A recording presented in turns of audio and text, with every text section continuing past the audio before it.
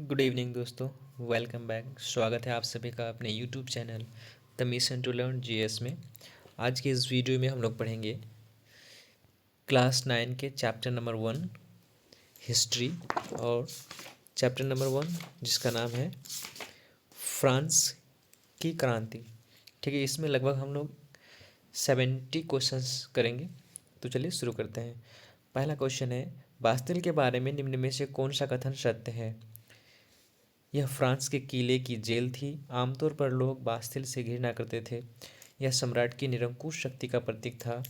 यह उपयुक्त सभी।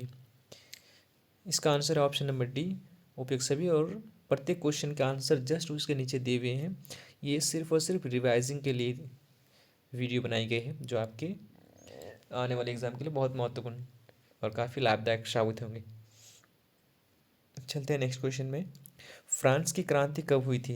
तो फ्रांस की क्रांति 1789 ईस्वी को हुई थी। क्रांति 1789 के साथ फ्रांस पर कितना विदेशी ऋण था? वहाँ पर साँच नहीं बल्कि सात होगा। ठीक है, तो इसका ऑप्शन बी है 12 अरब लीवरे। ठीक है, अगला है लुई 16वां किस राजवंश से संबंध था? तो बूर्बो वंश से। राष्ट्रीय सभा बुलाने का उद्देश्य क्या था? तो राष्ट्रीय सभा बुलाने का उद्देश्य कर लगाना था। फ्रांसीसी क्रांति के समय फ्रांस पर किसका शासन था? तो फ्रांसीसी क्रांति के समय फ्रांस पर लुई 16वां का शासन था। राजा से झगड़े के पश्चात राष्ट्रीय सभा किस स्थान पर एकत्रित हुई? तो राजा से झगड़े के बाद राष्ट्रीय सभा टेनिस कोर्ट में हुई। लुई 16वां फ्रांस की राजगद्दी पर कब आसीन हुआ? 1774 में। स्टेट से क्या अभिप्राय है? तो इसका मतलब है सीधे राज्य को दिया जाने वाला कर। सॉरी, इसका आंसर है फ्रांस का सामाजिक वर्ग का विभाजन। अगला है, फ्रांस में मानव एवं नागरिक अधिकारों की घोषणा किसने की? तो इसका आंसर है राष्ट्रीय महासभा ने। निम्नलिखित में से कौन 18वीं सदी में फ्रांस समाज के वर्ग नहीं थे? तो सम्राट वर्ग। अगला क्वेश्चन है, बास्तिल का पतन कब हुआ? तो 15 जुलाई 1789 को। द्वितीय स्टेट में कौन लोग शामिल हैं? तो द्वितीय स्टेट में कुलीन वर्ग के लोग शामिल हैं। पेरिस तथा देश के देहाती क्षेत्रों में अधिकांश लोग संघर्ष क्यों कर रहे थे? क्योंकि वे लोग पावरोटी की महंगी कीमतों का विरोध कर रहे थे। बास्तिल का किला किस बात का प्रतीक था? निरंकुश शक्तियों का। तृतीय स्टेट में इनमें से कौन सा वर्ग शामिल नहीं था? तो कुलीन वर्ग शामिल नहीं था। फ्रांसीसी क्रांति का समय, फ्रांसीसी क्रांति का आरंभ किस ऐतिहासिक घटना से माना जाता है? तो बास्तिल का पतन से। अगला है, 18वीं सदी में फ्रांस में किसानों से कौन से कार्य नहीं करवाए जाते थे? आंसर है स्कूली शिक्षक के रूप में सेवा करना। राष्ट्रीय सभा ने संविधान तैयार कब किया? तो राष्ट्रीय सभा ने संविधान 1791 में तैयार किया। पादरी स्टेट के अंतर्गत शामिल था कौन सा? तो प्रथम वर्ग। फ्रांस के किन स्टेटों को करों से छूट प्राप्त थी? प्रथम व द्वितीय स्टेट दोनों को। 10 अगस्त 1792 में से लेकर 20 सितंबर 1792 तक फ्रांस का शासन किसके हाथ में था? तो पेरिस कम्यून के हाथ में। फ्रांसीसी समाज में कितने प्रतिशत जनसंख्या किसानों की थी? तो 90%। अगला है, 18वीं सदी में फ्रांस में किसानों से निम्न में से कौन सा प्रत्यक्ष कर वसूले जाते थे? इसका है टाइल। ठीक है, अगला है, सितंबर सम्मेलन में लुई 16वें के लिए क्या दंड निश्चित किया गया? मृत्युदंड। इनमें से किसे राज्य को दिया जाने वाला कर देने से छूट था? आंसर है पादरी। सन 1774 में जब लुई 16वां सम्राट बना तो राजकोष खाली होने का क्या कारण था? तो इसका आंसर है ये और भी दोनों, क्योंकि फ्रांस में लंबे समय तक युद्ध चले थे और क्योंकि सरकार वर्साई के महल और राज दरबार की शान और शौकत बनाए रखने के लिए। लुई 16वें को मृत्यु दंड कब दिया गया? तो 1793 में। इनमें से कौन सा प्रत्यक्ष कर था? टाइद, ट्रायल या फिर लिबरे या एस्टेट? जिसका जो प्रत्यक्ष कर था वो टाइल था। राष्ट्रीय सम्मेलन ने किस अमानवीय प्रथा का अंत किया? दास प्रथा का। निम्न में से किस दार्शनिक ने जनता और उसके प्रतिनिधियों के बीच एक साथ आधारित सरकार का प्रस्ताव रखा? तो इसका आंसर है जॉन लॉक। अगला है, रॉबेस्पियर को गिलोटिन पर कब चढ़ाया गया? तो जुलाई 1794 ईस्वी में।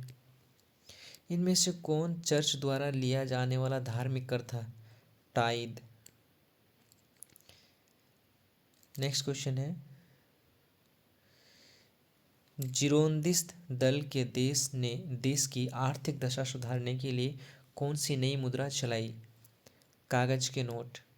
निम्न में से फ्रांस में कौन सी राजनीतिक संस्था थी जिसमें तीनों स्टेट अपने अपने भेजते थे? तो इसका आंसर है स्टेट जनरल। अगला क्वेश्चन है, 1789 में जब फ्रांस में क्रांति हुई उस समय फ्रांस की जनसंख्या कितनी थी?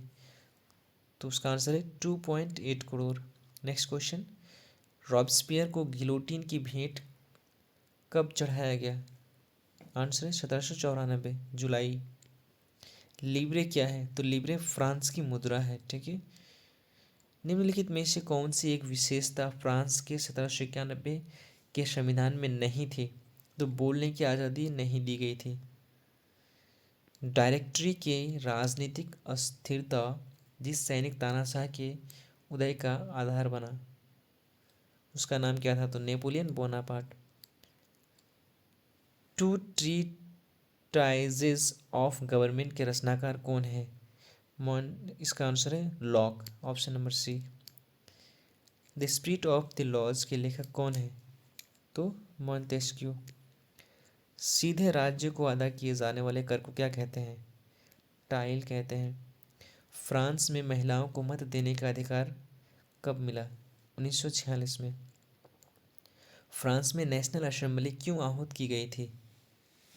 इसका आंसर है ये और भी दोनों, फ्रांस के संविधान बनाने हेतु और सम्राट की शक्तियों का सीमित करने के लिए। अगला है, स्टेट जनरल के आह्वान पर तृतीय स्टेट नेशनल असेंबली का गठन कब किया गया? तो 1789 को। क्रांतिकारी फ्रांस से आने वाले विचारों का समर्थन किसने किया था? टीपू सुल्तान और राजा राम मोहन राय ने। नेशनल असेंबली ने कब करों, कर्तव्यों और बंधनों वाली सामंती व्यवस्था के उन्मूलन का आदेश पारित किया? तो इसका आंसर है 1789 ईस्वी में। टाइड का अर्थ क्या होता है? इसका आंसर है इनमें से कोई नहीं। ठीक है, ना सामान्य कर है, ना उत्पाद कर है, ना धार्मिक कर है। अगला क्वेश्चन है, चर्च के विशेष कार्यों को करने वाले व्यक्तियों के समूह को क्या कहा जाता है?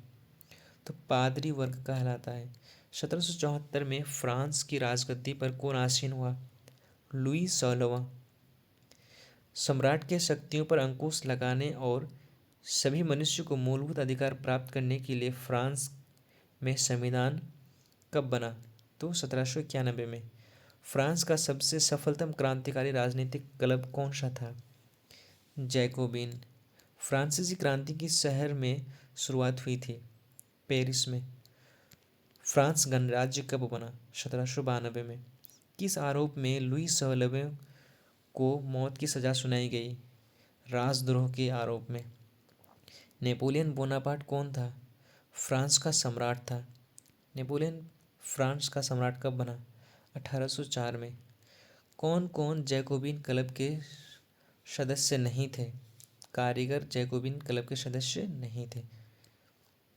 आतंक का राज्य किसने स्थापित किया था? तो रॉबेस्पियर ने। वाटरलू की लड़ाई कब हुई थी? 1815 में। उन देशों का नाम दीजिए जिनके विरुद्ध नेशनल असेंबली ने 1792 में युद्ध की घोषणा का प्रस्ताव पारित किया। आंसर है ए और बी, यानी पर्सा और ऑस्ट्रिया। ओलम दे गूज कौन थी? क्रांतिकारी महिला थी। द सोशल कॉन्ट्रैक्ट नामक पुस्तक किसने लिखा? तो रूसो ने लिखा। जैकोबिन का नेता कौन था? रॉबस्पियर। फ्रांसीसी कॉलोनियों में दास्ता कब समाप्त हो गई? 1848 में। तीसरा स्टेट क्या है नाम से प्रचार पुस्तिका पैम्पलेट्स किसने लिखी? इसका आंसर है आबे सिंह। 1789 में फ्रांस में क्रांति किसके शासनकाल में हुई थी? लुई 16वां के काल में। फ्रांस में किसने राजतंत्र का अंत करके इसे एक गणतंत्र घोषित किया था? कन्वेंशन ने। मैनर क्या था? तो मैनर एक स्टेट था। तो यहीं तक ख़त्म करते हैं हम लोग।